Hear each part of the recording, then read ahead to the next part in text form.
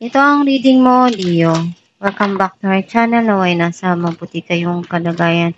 While watching the channel, this is a general reading. Kayo na baalang magpalit-palit ng situation nyo sa reading ko.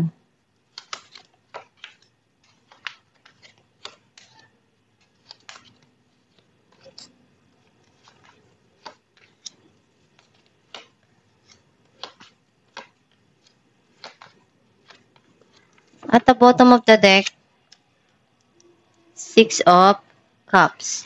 I feel like ang nasisense ko na energy mo, andun yung mga bagay na hindi mo makalimutan sa mga nangyari sa buhay mo sa nakaraan. Meron ka pang binabalikan doon, may naaalala ka pa rin doon dahil connected siya doon sa mga naramdaman mong may pagmamahal. Or yung feelings mo, andun pa rin, hindi mo pa rin yun maialis. Some of you, mas gusto mong ibahagi kung ano yung meron ka, gusto mo yung tumutulong ka, nakapagbigay ka, or nakaka-share ka kung ano yung kaya mo. Ang mensahe ng card mo, nakikita ko dito na may desisyon kang pinag-iisipan ng maigi, pero nahihirapan ka na umpisahan yung mga bagay na pinag-iisipan mo ngayon or iniisip mo. May mga sitwasyon kasi nahihirapan ka na umalis doon sa isang situation dahil feeling mo nandun ka sa isang stuck na sitwasyon at nahihirapan ka na ialis yung sarili mo doon. Nakikita ko na may nag-end dun sa situation sa nangyari sa nakaraan. Kasi napagod ka na burnout ka na, and gusto mo muna na ipahinga yung sarili mo.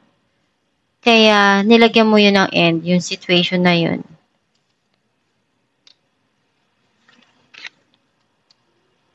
Mayroon ditong pinaplano ka na gusto mong maumpisahan, pwedeng makatulong sa buhay mo, sa mga nangyayari ngayon sa present mo, and connected to dun sa mga passion na kinakaharap mo ngayon.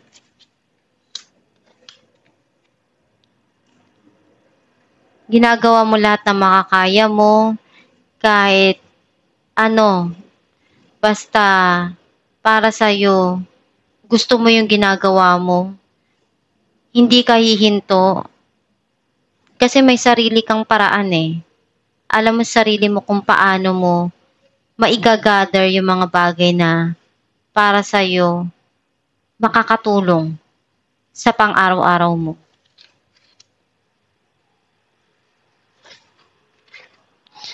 Andun yung pagmamahal na pinupunuan mo, binibigay mo, at ganun din yung tao na to. Some of you, pwedeng ikaw to na ikaw na yung nagbibigay ng pagmamahal na kailangan mo para sa sarili mo at dun sa mga taong mahal mo. Itong tao na to, gusto niyang makipag-usap sa'yo. May mga gusto siyang linawin, ipaliwanag sa'yo doon sa mga nangyari sa nakaraan.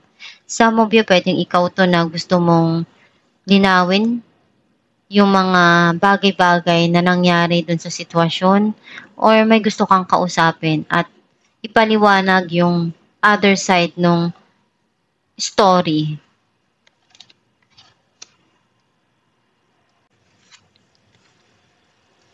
May blessing na darating. Some of you, minamanifest mo na matanggap kung ano yung gusto mo na ma-receive sa buhay mo. Yung mga bagay na pinaghihirapan mo din, at some of you, pwedeng may regalo na matatanggap.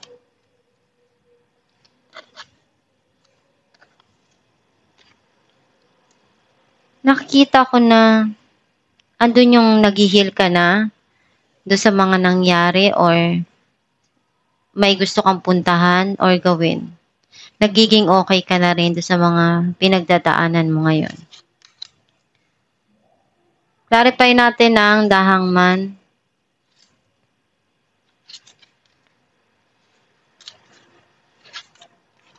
The Moon and Eight of Swords.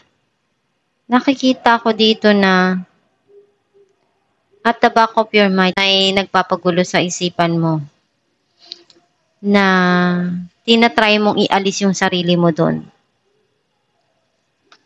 Clarify natin ang Two of Wands.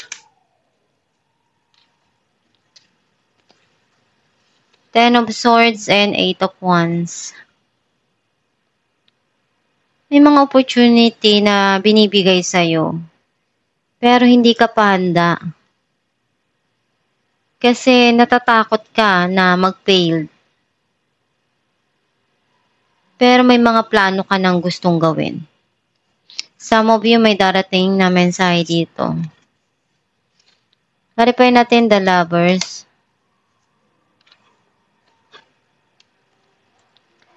The High Priestess and Six of Cups. Nakikita ko na yung past person mo, may mga bagay siya dito na iniisip na gawin or tinatago niya lang sa sarili niya kung ano yung tunay na pagmamahal niyang nararamdaman sa'yo. Clarify natin ang Ace of Pentacles.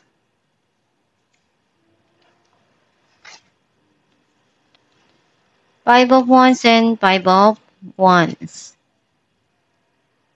Nagkaroon ng struggle, ng competition, or nagkaroon ng conflict dun sa situation. Kaya mas gusto mo ngayon na i-manifest na ma-receive mo kung ano yung para sa'yo. Clarify natin ang Ten of Swords.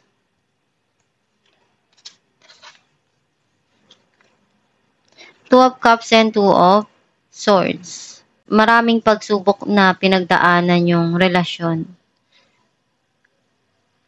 Totoong pagmamahalan. And nagkaroon ng ending doon. You feel something here na betrayal. Maraming pinagdaanan na hindi nyo inaasahan na mangyayari yun. Pero still, andun pa rin yung pagmamahal na nararamdaman nyo sa isa't isa. Clarify natin ang The Magician.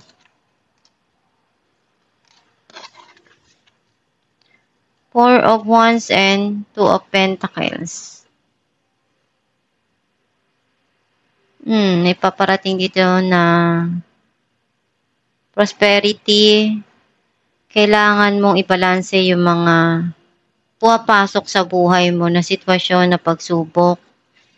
And nakikita ko naman na gagawin mo lahat ng makakaya mo para matupad at makuha kung ano yung mga bagay na gusto mo. Some of you, meron ditong reconciliation or magkikita at pinag-iisipan mong mabuti. Naguguluhan ka pa kung gagawin mo o hindi. Clarify natin ang Knight of Swords. The Star and the Hangman. Itong tao na to gusto niyang makipag-usap sa'yo. And nakikita ko na naguguluhan pa siya right now.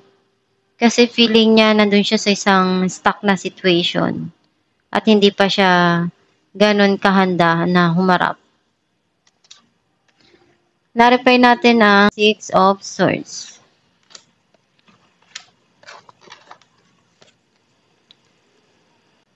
Nine of Pentacles and Three of Cups. Nakikita ko na masaya ka naman kung ano meron ka. Nakukuha mo naman yung goal na gusto mo. Some of you, meron ditong paparating na celebration. And nakikita ko na nag-heal na yung financial mo dito. Nagiging okay ka na, nagiging okay din yung pasok ng pera mo. Alamin natin kung ano mensahe ng yung gabay.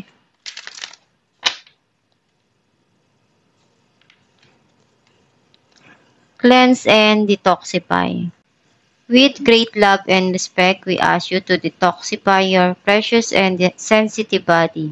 At your request, we will help you to develop the life-affirming ways to deal with stress as well as ease any sorrow at shedding your old ways. Give your cares, worries, and concerns to us and feel the beautiful grace of your newly purified body.